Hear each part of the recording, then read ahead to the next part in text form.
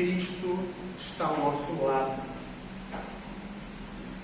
Na narrativa do Evangelho de hoje, o que nós temos? Um pedacinho da história de Jesus, onde Jesus estava lá pregando, o que ele fazia muito bem, ele saía pelo mundo pregando, e ele pede para os discípulos darem uma saída, ele dispersa o povo e vai orar sozinho. Do mesmo modo, nós temos lá no Antigo Testamento, o profeta Elias também sai, se retira, tanto para o deserto quanto para a montanha, e ora, para ter seu momento com Deus. Mas vamos lá. O cenário onde Jesus se localiza nas águas, né? Era um ambiente muito familiar para a maioria daqueles apóstolos que seguiam ele.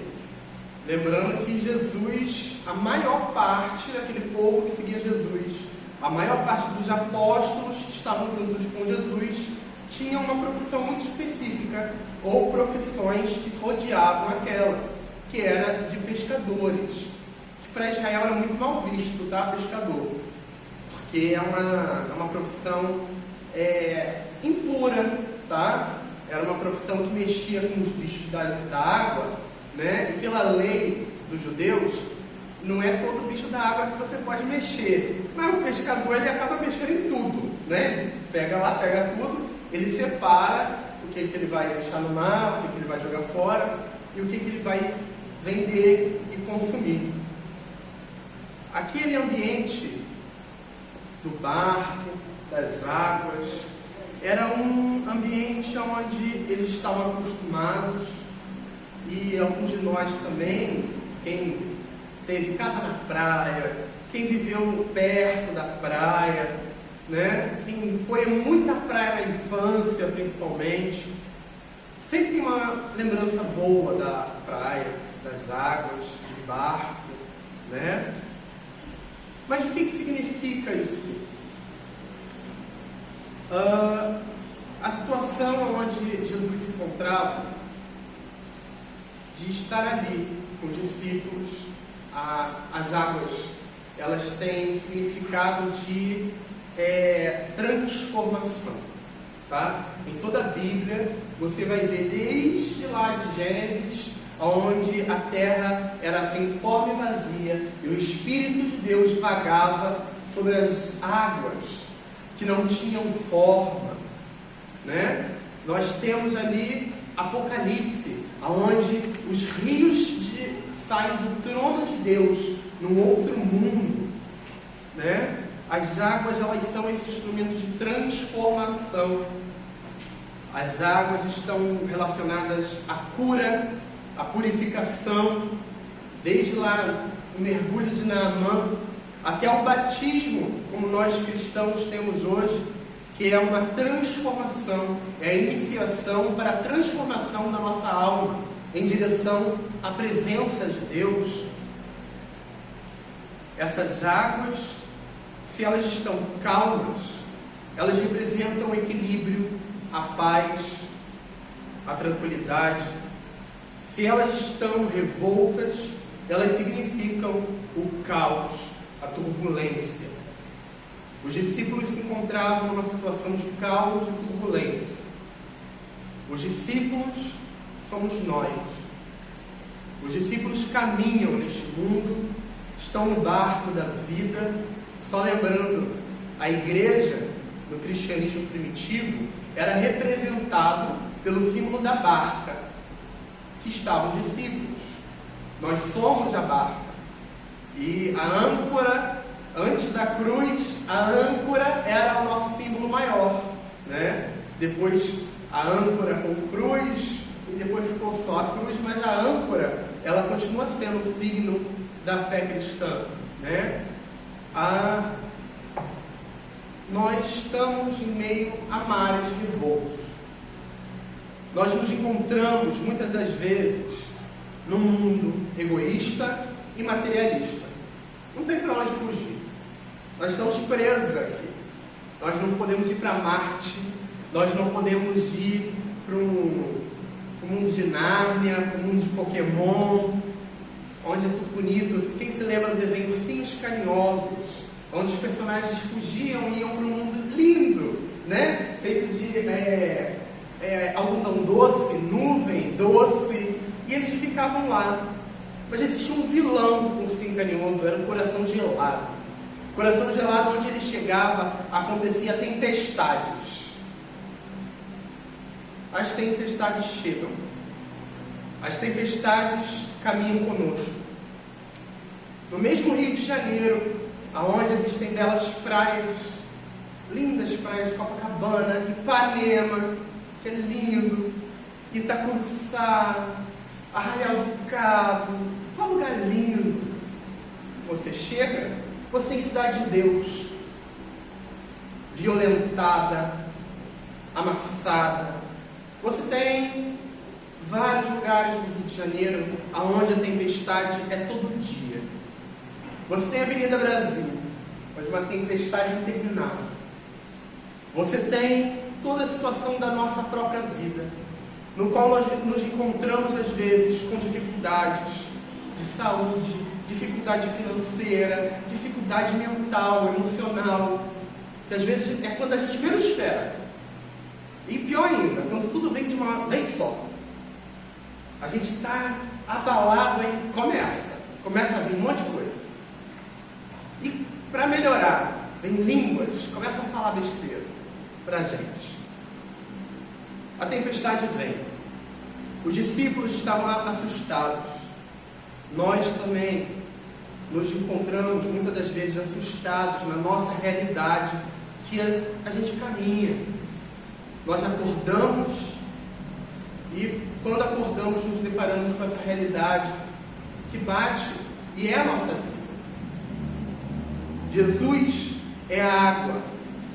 Ele muitas das vezes foi chamado de fonte da vida.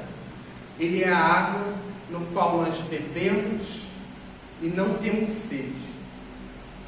Pelo batismo, nós nos integramos, pelo poder do Espírito Santo, ao próprio Deus. Nós somos imagem de Cristo. No reino dessa fonte de água da vida, a água do Espírito que nos alivia, esse mesmo Espírito que nos purifica, pode parecer às vezes algo muito etéreo, quando a gente vai ver, Jesus é a fonte da água da vida, o Espírito Santo é a água que alivia a minha dor. Mas muitas pessoas, principalmente que não têm uma fé firme, tem uma fé meio que tipo, eu acredito em Deus, mas Deus está lá, longe, eu vou na igreja uma vez na vida, está na morte, tudo bem, né? Não. Quando a gente está com uma fé fraca, ou às vezes não tem nem fé, tipo, Deus, não sei nem quem é Deus, não quero nem saber quem é Deus. Deus existe? Talvez, não sei. Pela realidade das circunstâncias, essas pessoas às vezes são muito tragadas. Quando a dificuldade vem, para esse tipo de pessoa onde não tem onde se segurar, não estou necessariamente falando que a fé é só para a gente se segurar uma muleta na fraqueza, mas ela também é, tá? É inegável que é.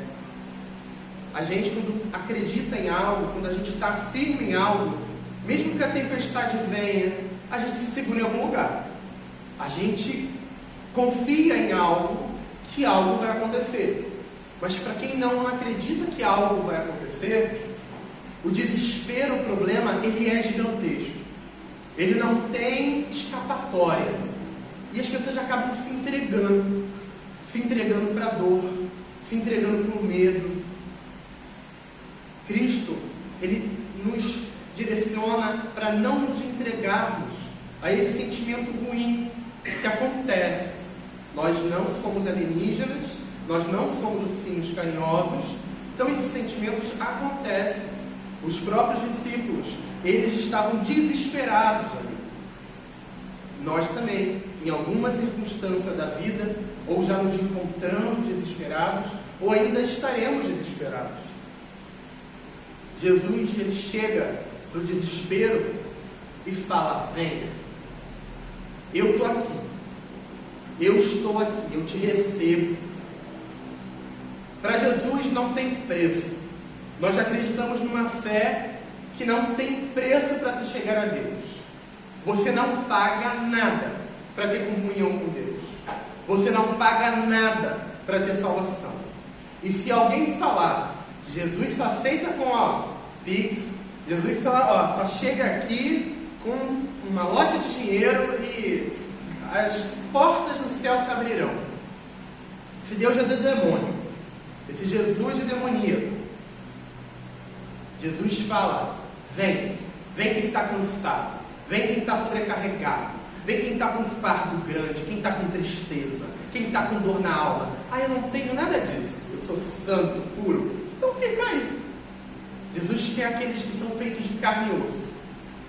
Jesus, ele abre as portas, e essa igreja está aqui com porta aberta para todos os povos que vierem. Jesus, venha a mim. Ele fala para Pedro, venha. Nós andamos nessas águas. Cristo, ele nos chama, caminha nessas águas. Essas águas são o próprio Evangelho que é vivido.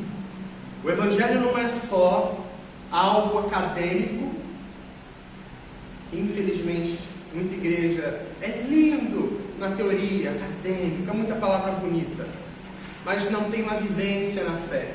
Ou simplesmente muita palavra bonita, muita pregação, muita coisa, mas não tem uma vivência de fé real. É muita religiosidade para pouco contato com o próprio Deus. Cristo fala, coragem, sou eu, não tenham medo. Os medos, eles já acontecem. Os medos, eles se formam. Deus nos dá coragem. Deus nos fortalece pelo poder do Espírito Santo para estarmos em paz. Se meu espírito está em paz, também devo levar a paz a quem está comigo. Se o meu espírito está em paz, eu desejo a paz no mundo. Eu não desejo guerra, eu não desejo violência, eu não desejo vingança. Eu desejo paz, eu desejo tranquilidade. Eu não desejo um mundo imerso em medo, mentira, fome, desigualdade. Eu desejo um mundo que esteja imerso na igualdade. Eu desejo um mundo onde as pessoas tenham um mínimo de dignidade. O meu coração clama por misericórdia. Se Deus tem que ter misericórdia comigo, também tem que ter com meu irmão. Se Deus teve misericórdia comigo, eu também tenho que ter misericórdia com meu irmão.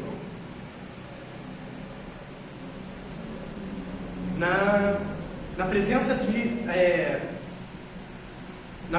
de Jesus, Ele nos convida hoje a caminhar com essa coragem, com uma coragem que se levanta a cada dia conosco. Quando nós nos levantamos da cama, essa coragem tem que levantar com a gente, mesmo que pela realidade não aconteça, mas pela fé, que essa coragem esteja conosco.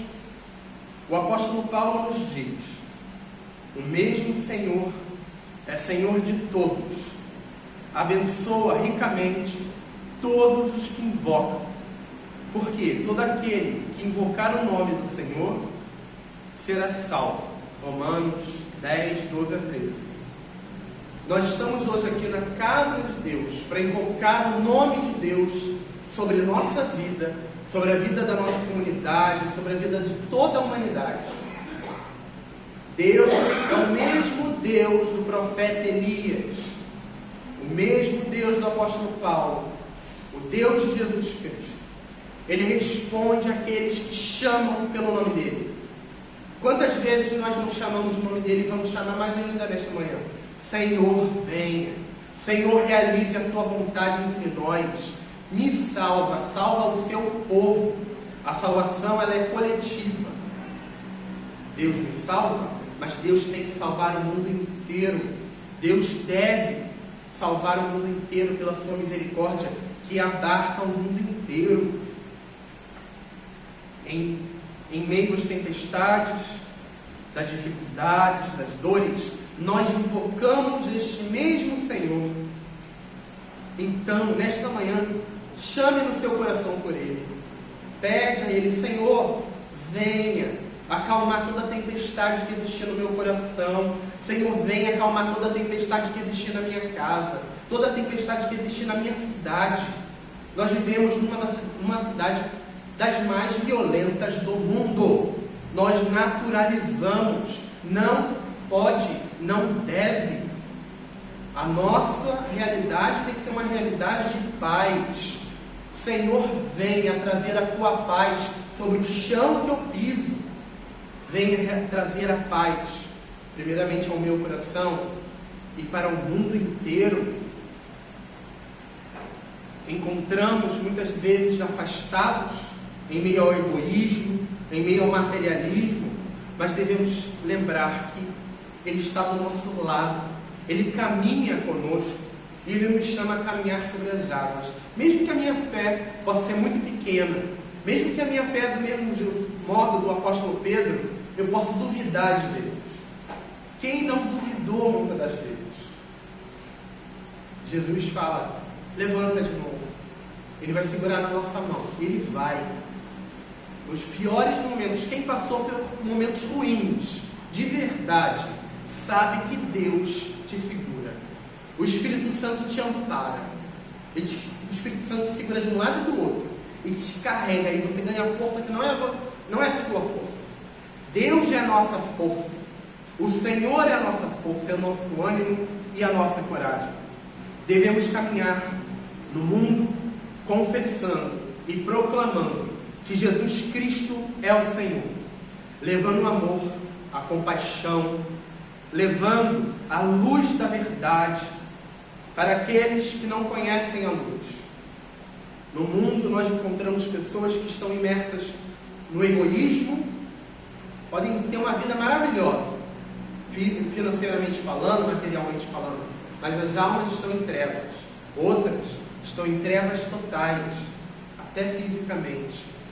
Que a minha boca proclame a paz de Jesus.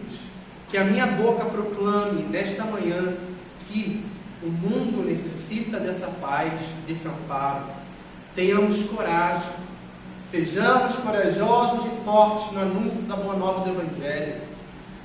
Façamos a nossa vida a vida do próprio Cristo que caminha sobre as águas. Que as águas da minha vida, que as águas da sua vida sejam tranquilizadas pelo poder de Jesus Cristo nesta manhã.